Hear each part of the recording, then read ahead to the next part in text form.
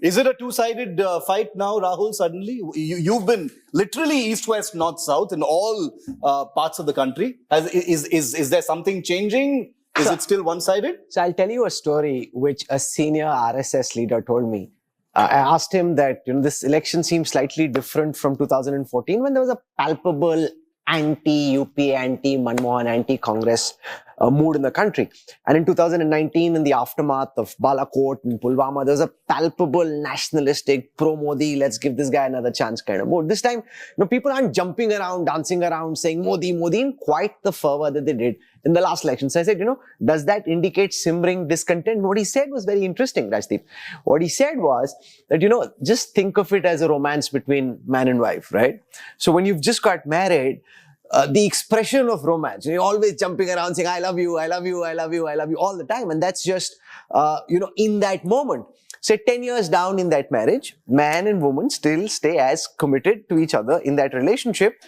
And it's just that the effusiveness with which you constantly express your love. I can't wait to see how this goes down on social media. That may come down, but it doesn't mean that the voters decided to be infidel towards the Prime Minister or the BJP who he voted to power 10 years ago. So obviously, there are some murmurs of simmering discontent, which can quite clearly be seen.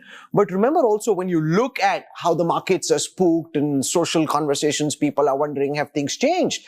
The gap at the starting point, ultimately, elections are about arithmetic. The gap at the starting point is so much that even if the BJP and the NDA's vote share comes down a bit, and the opposition's vote share goes up a bit, it doesn't necessarily change the end result. Is this a tougher, tighter fight than it was the last time? Most certainly. The opposition's learned a lot of the BJP's playbook, and therefore they know what to expect, which trap not to fall into, and they've avoided those pitfalls.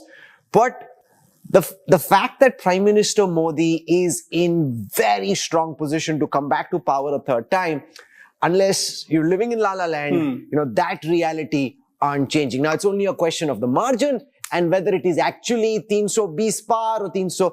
The other thing is that by constantly saying 400 par, the BJP realized that it may have had a slightly counter effect. And I'll explain how that happened.